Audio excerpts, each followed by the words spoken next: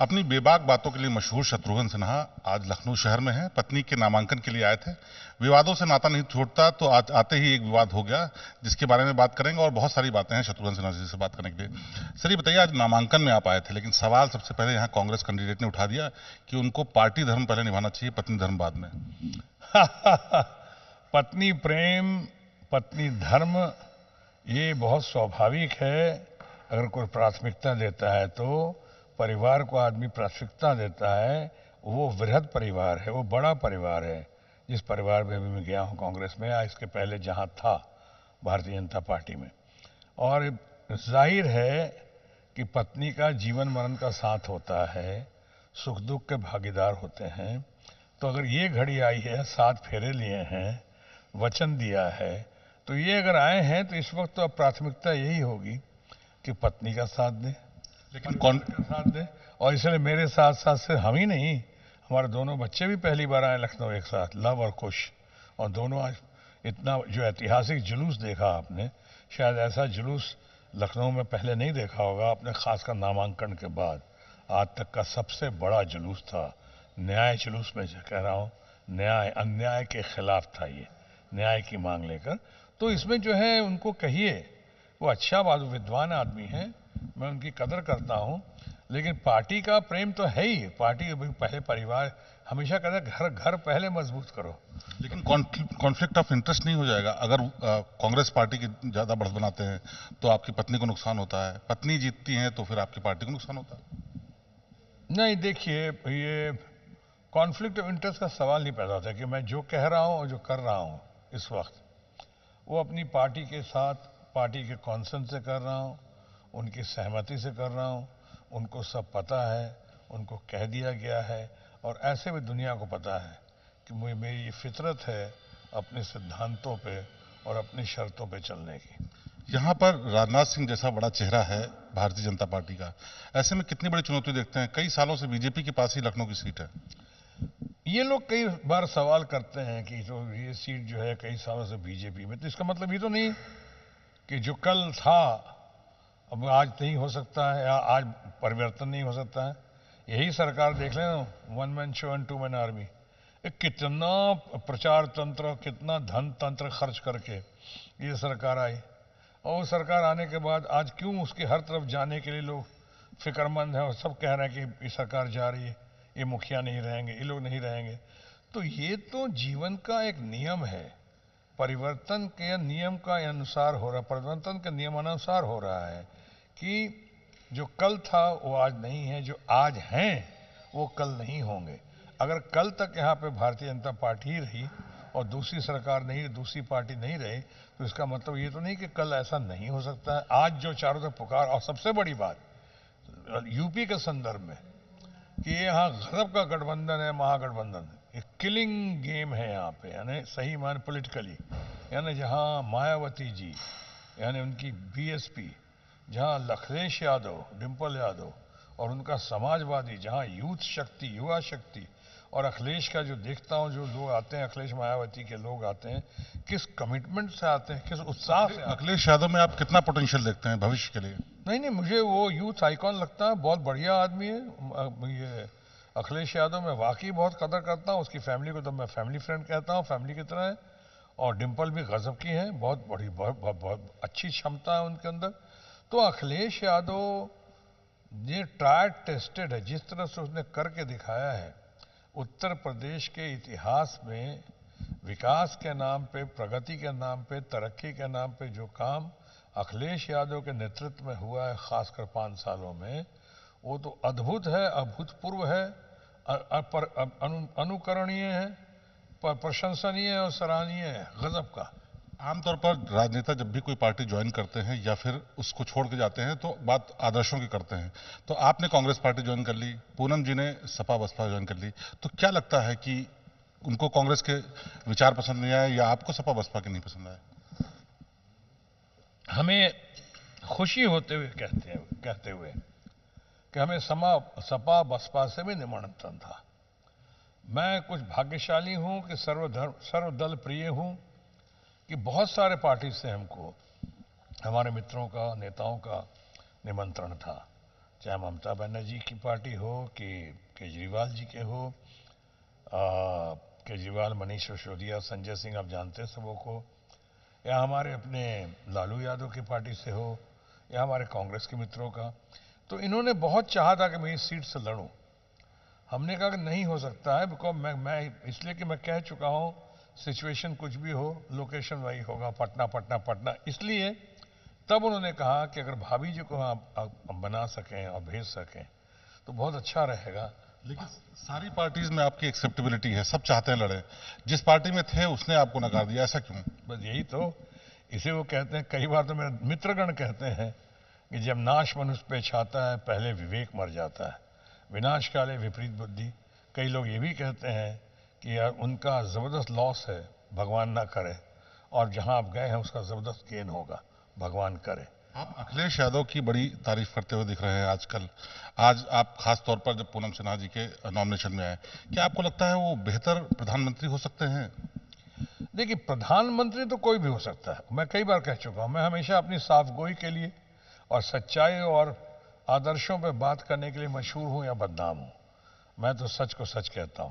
अभी प्रधानमंत्री तो आप भी हो सकते हैं और प्रधानमंत्री मैं भी हो सकता हूं, बशर्ते कि हमारे पास संख्या बल हो, संख्या की ताकत हो। पोटेंशियल किसमें ज्यादा दिखते हैं? पोटेंशियल तो बहुत है, उसने तो ट्राइड एंड टेस्टेड है।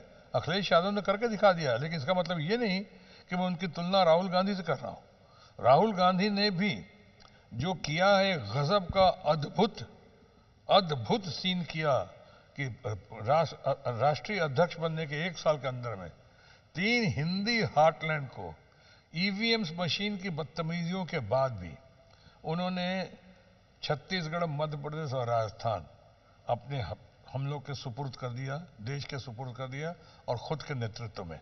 तो ये तो राहुल गांधी ने तो वो साबित करके दिखा दिया है कि सब अब कहने के, अब कहते रहे, अब पता चल गया है कि पप्पू कौन है और फेंकू कौन है। तो क्या आप भी मानते हैं कि ईवीएम में गड़बड़ियां की गई थी? हाँ, ऐसा लगता है जरूर। देखिए, हमारा ये मानना है, मैं किसी पे अभी टीका टिप्पणी नहीं कर रहा हूं, लेकिन हमारा ये मानना है कि सच्चाई और पारदर्शिता दोनों का साथ दिखना चाहिए, साथ होना चाहिए। सिर्फ सच्चाई से काम नहीं चलेगा। अगर सच्चाई उसको पारदर्शक करो, बड़े बड़े विद्वान ज्ञानी गुणी कह रहे हैं तो जैसे कह रहे हैं एक बार उन्हीं के हिसाब से टेस्ट करवा लो, एक बार उसका शोध कर लो, एक बार उसका चेक कर लो। वो आप करते नहीं, आप लिमिटेड तरीके से करते हैं। लेकिन चुनाव आयोग ने तो इस पर चैलेंज भी किया, उस पर केस भी करने की बात कही कि कोई गड़बड़ी हो नहीं सकती। आपने भाजपा में रहते हुए कभी ये आवाज नहीं उठाई, ये एक्सेप्ट नहीं किया?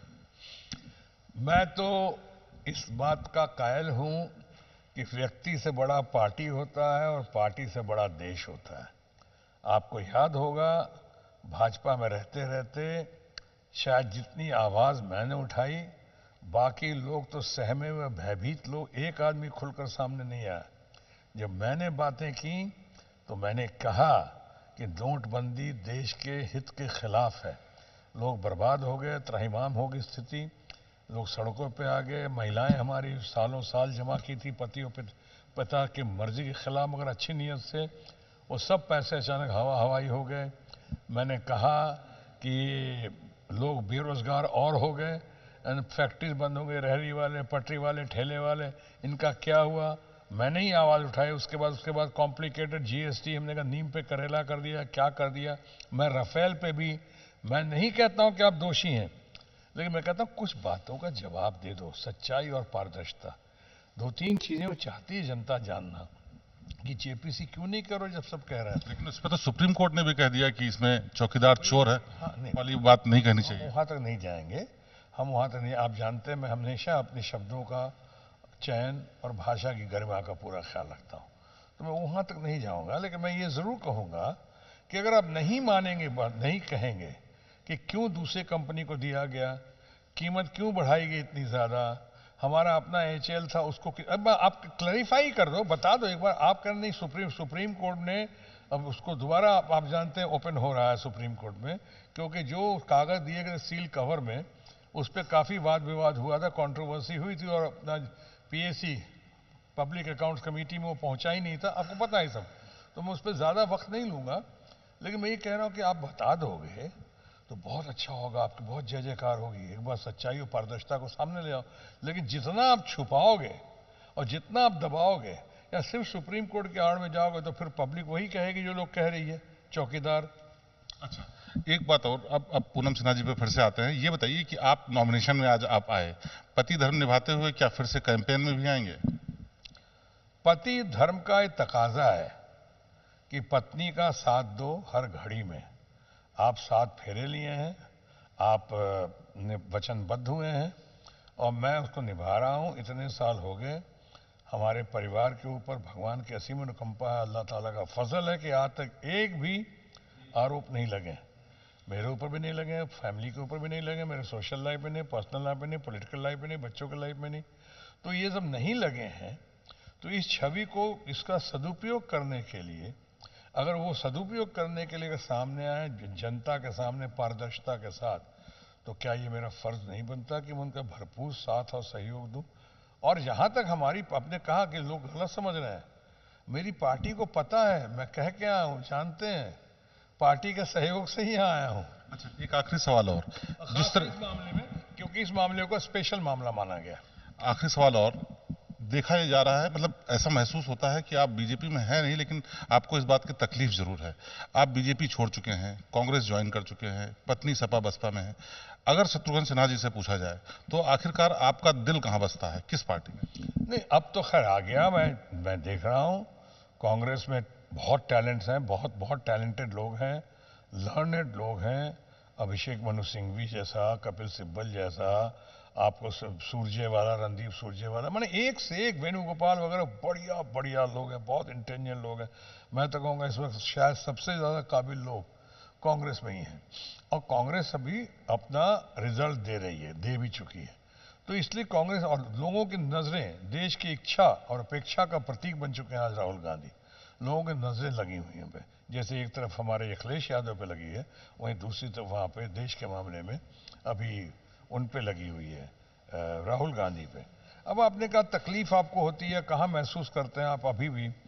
आपका कहना ठीक है कुछ हद तक, क्योंकि जिस पार्टी ने हमें ग्रूम किया, जिसने हमको ट्रेन किया, जिसने इतना बड़ा जहाँ तक पहुँचा सके, इतना बड़ा कहें जो कहें हम उसमें बनाने में जिसने इतना योगदान दिया उस पार्टी ने, जो नानाजी देशमुख मुझे लेकर गए थे, भारत रत्न अटल बिहारी वाजपेयी जी, भारत के भूतपूर्व प्रधानमंत्री, या फ्रेंड फिलोसफर गाइड एंड गुरु आडवाणी जी से ट्रेनिंग लेने के बाद इतना ज़्यादा बिहार में हमको कैलाशपति मिश्रा जी अच्छी ट्रेनिंग की। वैसे बीच में कांग्रेस के लीडर मेरे भाई छोटे, उन्होंने भी पब्लिक लाइफ लाने में मुझे बहुत ट्रेनिंग दी, सुबोध कांत सहाय।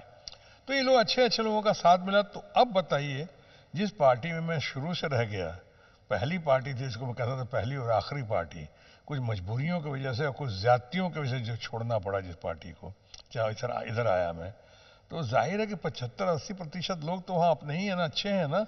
मैं तो मैं उनके खिलाफ कभी नहीं बोलूंगा कुछ। क्या आप कोई गुंजाइश है वापस शत्रुघ्न सिन्हा के बीजेपी जाने की? अरे ये तो मेरी फितरत ही नहीं, नेचर ही नहीं है मेरा कि अब फिर मैं कोई फुटबॉल हूँ क्या, उधर से इधर उधर से इधर। मैं तो बस एक, और ये तो मेरी किताब एनीथिंग बट खामोश में भी लिखा हुआ है। जिस ज्योतिष ने हमारे बारे में बहुत कुछ कहा था, उसने ये बार लिखा था कि पार्टी एक बार शायद ये छोड़ेंगे, बदलेंगे। मैं तो सिर्फ ये पहली बार और आखिरी बार पार्टी बदल रहा हूँ ये करके। मैं तो इस बार भी सोच रहा था कहीं इंडिपेंडेंट न चला जाऊं, समझिए ना। तो अभी मैं इधर आया हूं, तो अब मुड़ के देखने के लिए नहीं, अब सही दिशा में निकल चुका हूं, भले ही नई दिशा हो। तो ये शत्रुघ्न सिन्हा जो बेबाकी से अपनी बात कहते हुए कि जिस दिशा में निकल आए हैं उस दिशा से वापस लौटने का कोई चांस नहीं, और आगे आने वाले दिनों में भी शायद वो अपनी पत्नी के लिए ही पति धर्म निभाएंगे, पार्टी के लिए शायद वो उतना नहीं अभी इस बात को महत्व देंगे। कैमरामैन नीरज कुमार के साथ शिवेंद्र श्रीवास्तव।